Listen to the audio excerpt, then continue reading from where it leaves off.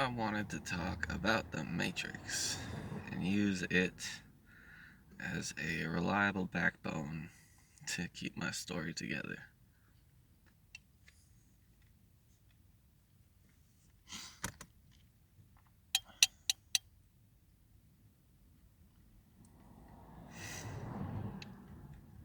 What does it mean to be the chosen one?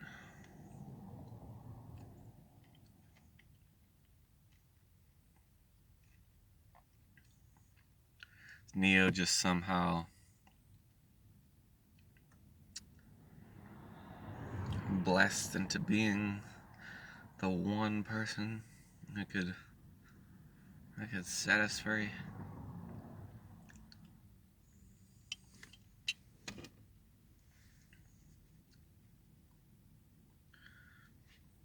Or is being the chosen one, being one, being a being who's open to the choices, who sees the choices?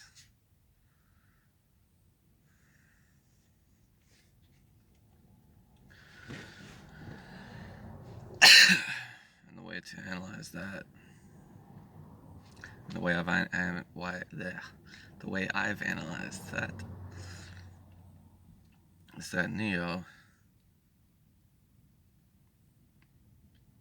represents the cutting edge of one's self-developed higher dimensional self.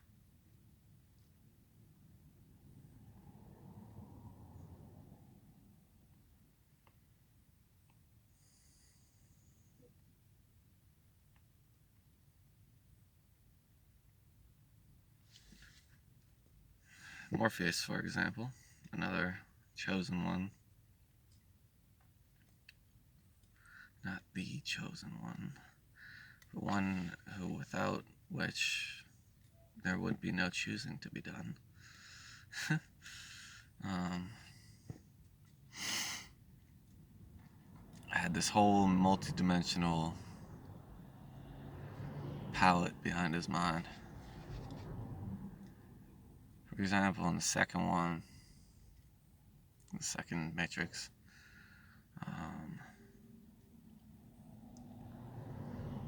they had just fought with the, Trinity, Morpheus, and the Keymaker were running away from that French dude, whatever the fuck his name was. And the ghost guys chasing them. They grab Trinity, and they're like, "Lower your gun, or she's dead." And he just pulls up his gun and shoots him, and he disappears. And Trinity's able to escape because he disappears. It's like, not only did he recognize that option amidst all the fucking craziness going on, and recognize that option amidst the ghosts having this situation and telling him to put away his gun, which most people would have just been like, I have no choice, or something. But he was like, and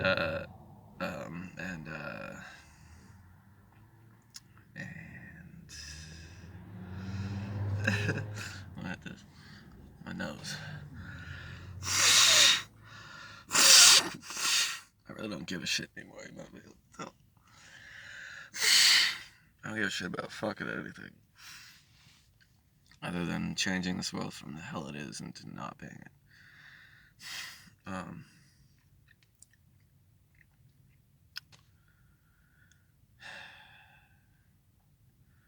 Yeah, Trinity's able to escape.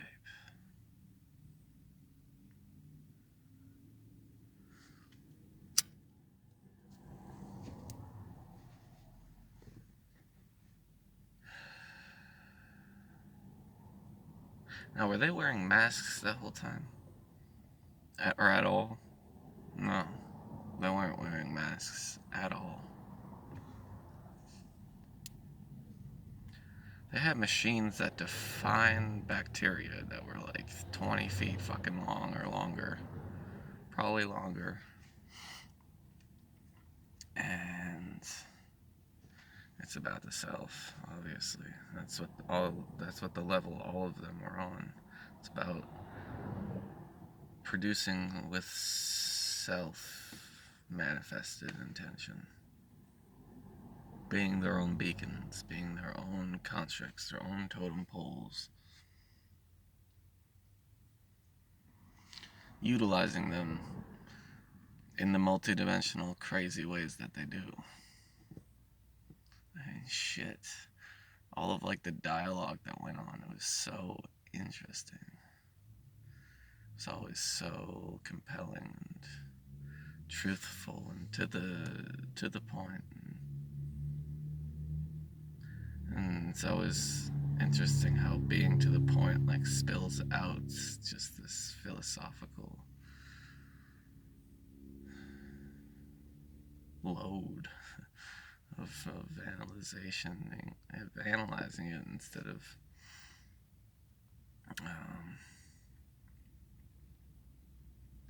well, we analyze it and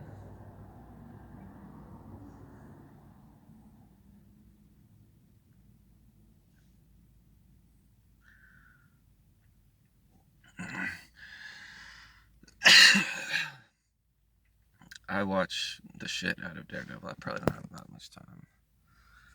3 minutes. Watch the shit out of Daredevil on Netflix. All the Marvel shows on Netflix, they're my shit. Trinity, if you ever watch this, that actor, I don't know your actress, I don't know your name. Trinity, if you're out there, sign me up for Marvel. Anyways, yeah, I've watched Daredevil like 6 times through, and basically the reason being it was all so real, all the dialogue and all the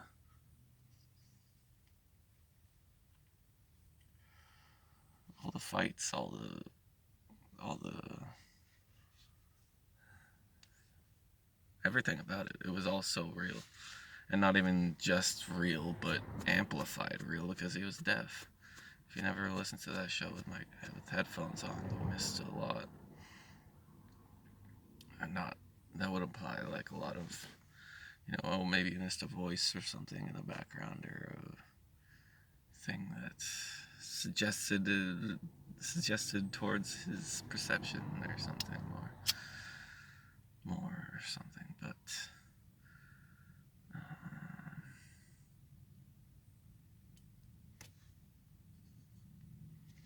dialogue is just so real. On top of everything, it's just so real. It's the modern Bible. That's how I put it. And what was I saying about it? I was saying before. These fucking cars, dude, they're just taking my thoughts. Anger. Let me take another breath.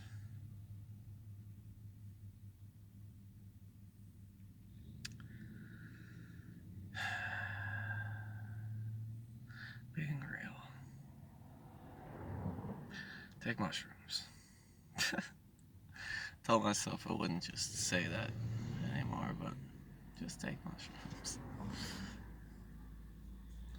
Doesn't even have to be banned by the propagandizing government. It could be just regular mushrooms.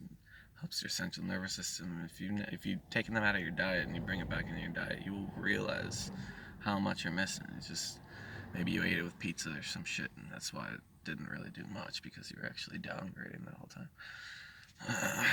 On top, with the somewhat benefit of, you're just lost in a fucking shitstorm of crap and fucking moldy cheese if you still eat pizza and drink soda and